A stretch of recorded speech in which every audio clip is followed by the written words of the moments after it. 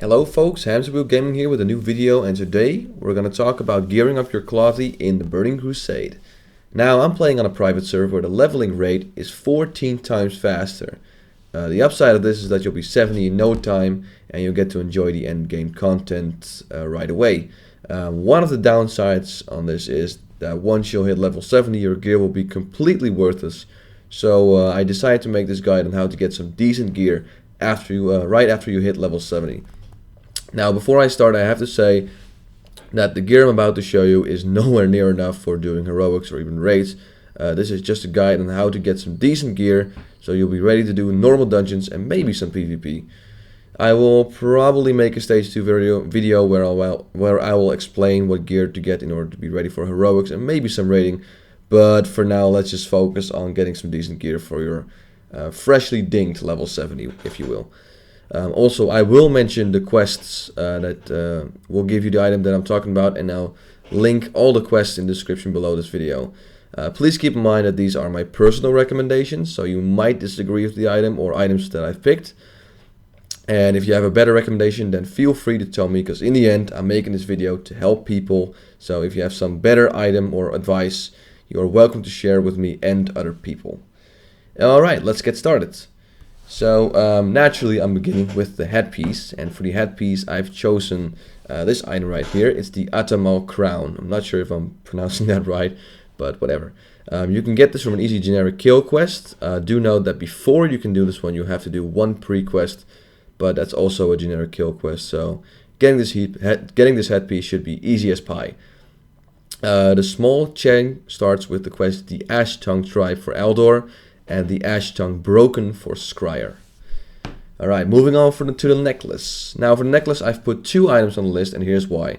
On the server that I am on, which is Phoenix, the 2.4.3 Burning Crusade server, the quest Brother Against Brother is actually bugged. This quest is located outside the instance Zeth'gor halls, and when you accept the quest it will be instantly completed. So for people playing on the Phoenix Burning Crusade server, here's your free blue necklace. How about that? Pretty nice, huh? Now I will not recommend this for people who have to actually do the entire quest, because that involves you finding a group and doing Zeth'gor halls, which can take quite some time. So here's my alternative: Pendant of the Battle Mage. Now as you can see, this pendant has a bit more stamina and a bit more spell damage, which is always nice, but it has less crit. So yeah, it's basically up to you which one you want. Both of these are just fine and are great items for a caster.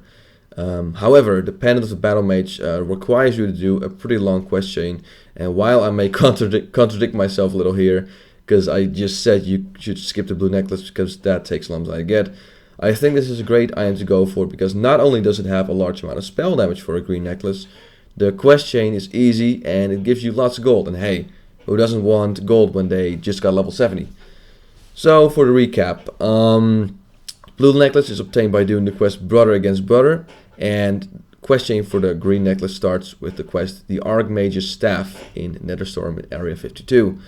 So in the end I'll let you decide which one is best for you. Both take some time to obtain, but if you don't mind finding a group and doing the entire instance, then get the blue necklace. However, if you want a bit more stamina and a bit more spell damage, or if you're in dire need for some money, then get the green one. Definitely get the green one. Either way, both are good choices. Alright, now for the shoulders, there's really only one item that I would recommend all of you to get, and that is the Destroyer's Mantle. Now these shoulders are wickedly awesome, mainly because you can get these at level 60, and even at level 70 they're still very good. So I recommend any caster, even Balanced Druid and even Elemental Shamans, because they're just so good, to get these, because they're just such a huge upgrade compared to whatever shoulders you have before getting these. You can get these by doing the quest Natural Remedies, which is a short quest chain that starts with a quest item that drops from the Raging Colossi in Hellfire Peninsula. Do note that you'll probably need one or two friends to complete this quest, because it is quite tricky. Okay, now for the cloak, there are countless items to choose from, and I've basically chosen two cloaks. One you can obtain through questing, and one you can get from the auction house. I'll talk about the cloak you can get from questing first, which is the Deep Mire cloak. Now, as you can see, there's nothing really fancy about this cloak, but it'll get the job done, and you can get this cloak without breaking a sweat. It has some decent spell damage and crit, so it's fine for just things level 70. You can get this cloak by doing a 3-part quest chain that begins with the quest Thick Hydra Scales. The second cloak is one you'll have to buy from the auction house, but I'm mentioning it in my video just because of the awesome stat it has for a level 61 cloak. 25 spell damage on a cloak is a lot, even for a blue level 70 cloak. And the plus hit rating is always nice for boss fights. Now, I'm not going to recommend this cloak very much because the price of the thing is going up and down all the time. I mean, I've seen him for as cheap as 15 gold and I've seen him for expensive as 120 gold. So I advise you to check the auction house. And if someone's selling it for somewhere around the range of 20 to 30 gold, then it's pretty much a no-brainer. Get the blue cloak instead. Okay, bracers. Now for bracers, I was actually surprised at how few items I was able to pick from. So there's really only one set of bracers that are fairly easy to get and have decent stats. That are the gold trimmed cuffs, and that actually have a good amount of spell damage, so it's definitely a good item to go for. You can get this by doing a quest chain that is just out of 7 quests, which seems like a lot, but I've done this several times for my Clothie characters, and I think I didn't spend more than 20 minutes on this quest. And just like the green necklace, it gives you a nice amount of gold, which is always a big plus. Now for the chest, it's pretty much easy. It's pretty much the same story as the shoulders, and I've chosen the gold weave tunic. Now, as you can see, it has amazing stats for an item that you can get at level 60, and it's still even viable at level 70. You can get this by doing the short quest that begins with the Eyes of Grillok for the Horde, and for the Lions, it's actually a single quest that is called Zeth'gor Must Burn. So the Alliance get a little love because they don't have to do any pre-quest for this sweet item. But as I said, great item for level 60 and still a very viable item for level 70. So it's definitely a good item to go for. Alright, time for the big one, the weapon. There are 2 options that you can get through different ways, so I'll let you decide which one you want to go for. First off, the obvious choice, which is the Battle Mage's Baton. Baton? Not sure if I'm pronouncing that right, but whatever. I recommend this item because you can obtain this by doing the quest The Ring of Blood in Nagrand. Now, we all know that.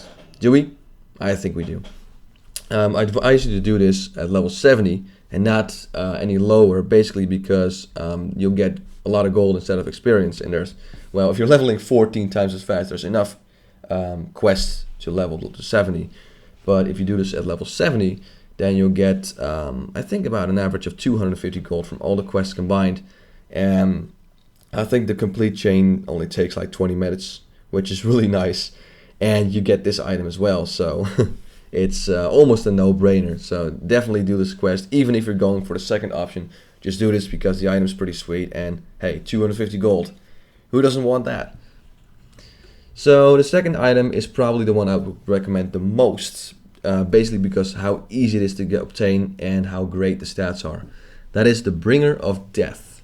Now, this item is a world drop, so you'll likely have to buy this from the auction house, but it's relatively cheap and it's one of the best blue BOE items that you can buy as a caster.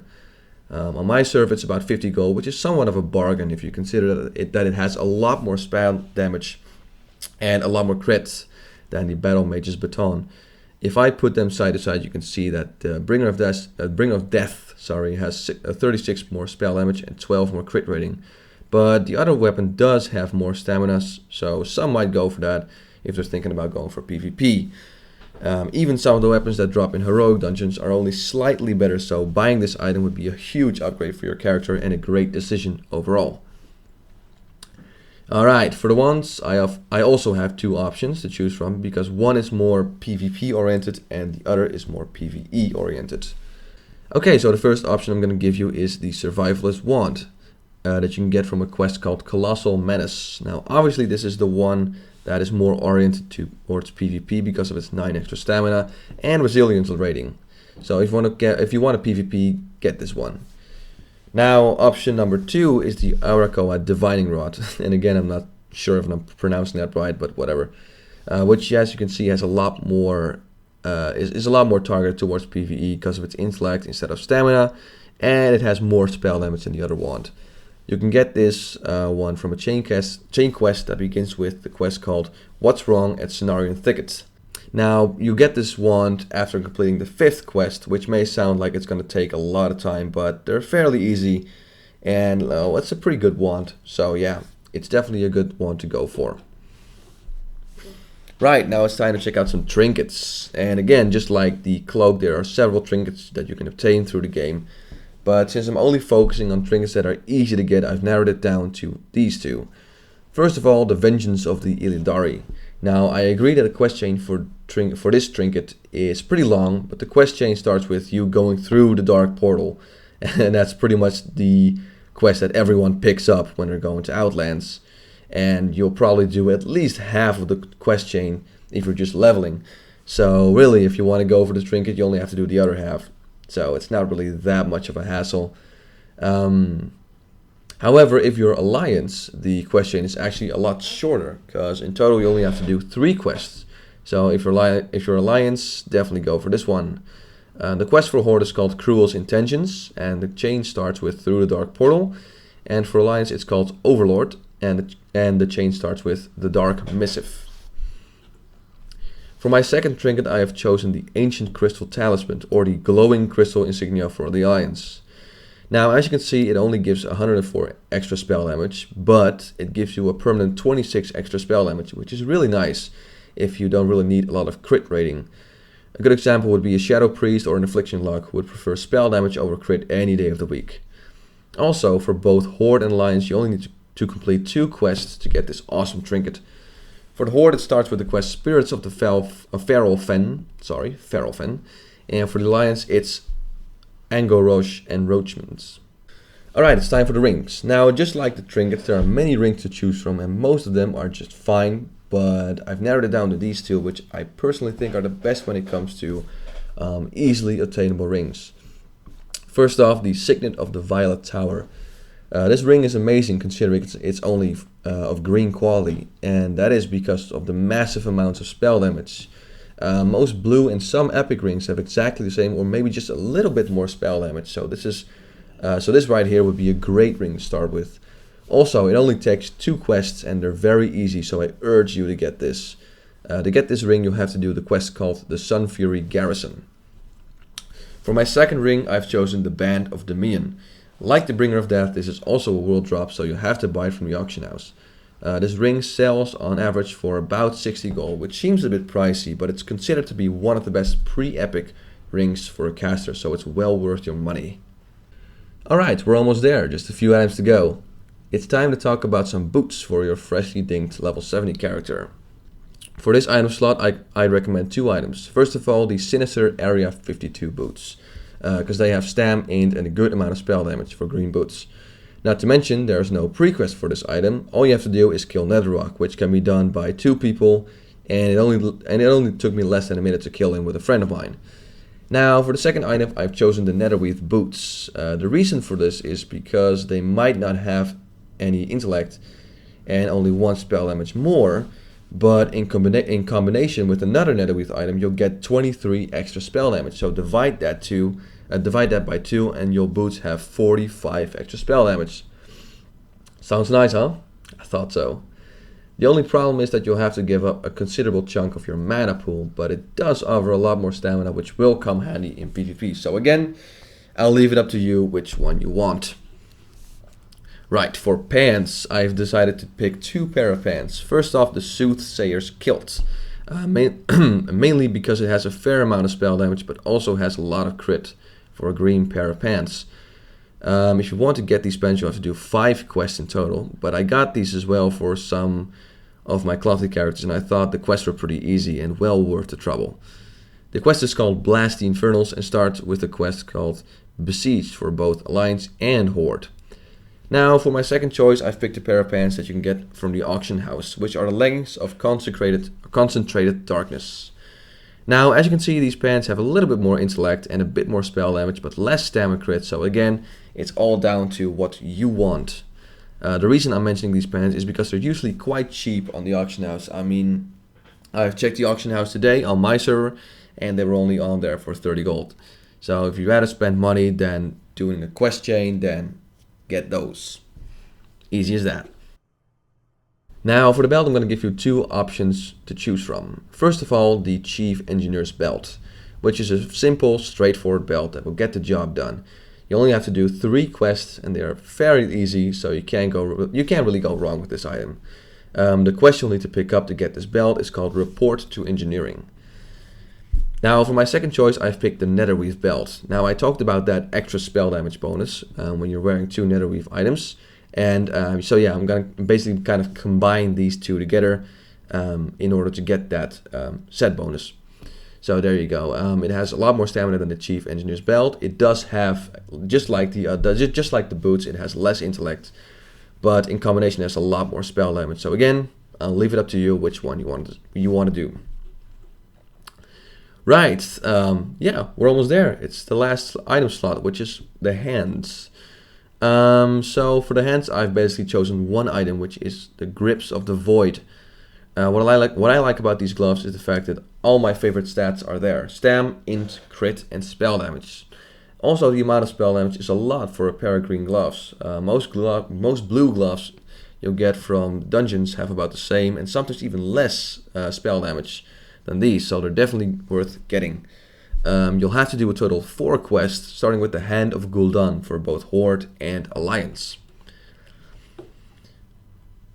Now, for some item slots, I've given you more than one choice, but on average, this gear should give you a total of 209 stamina, 170 intellect, 35 spirit, 520 spell damage, 163 crit rating, and 10 hit rating.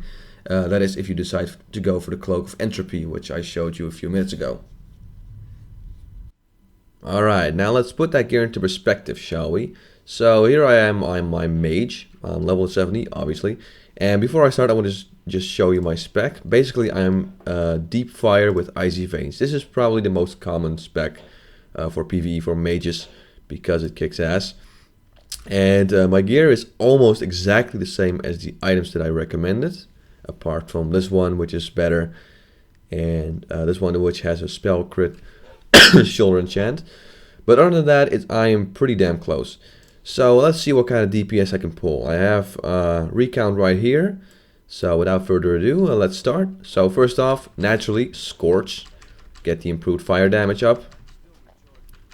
Stack it to 5 times, and as soon as I hit 5 times, I'm going to activate my Trinket and Icy Veins. And I'll just keep spamming Fireball. I'm not using Fire Blast for this particular DPS run. You see, there we go. As you can see, we have a steady 500 DPS right now. Here comes some crits, which will activate Ignite. I'm going to refresh my Scorch there. And I'm going to activate my other Trinket right now. See, there we go. 650 DPS I just saw. That's very nice. Another crit right there. And as you can see, 2.8k. Oh, actually 3k Fireball. That's not bad at all with the gear I have.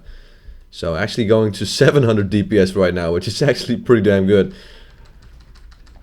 So almost out of mana. I'm not going to use Evocation, so I'm just going to keep on spamming Fireball until I'm out of mana. How much do I have left? 730. So that's one more. There we go. So 740 DPS from this kind of gear. Can you imagine that? I think if you have like a much better gear, you can easily do over 1k DPS. That is with a mage, but yeah, this was just basically to give you an impression of what you can do with that kind of gear. I mean, you don't need full epics to do some decent DPS. It all comes down to knowing your rotation, knowing your class, and you just need some decent gear, and you can do just fine. So yeah, there you go. That's a little DPS demonstration for you with the gear that I just told you that you should collect and what you can do with it.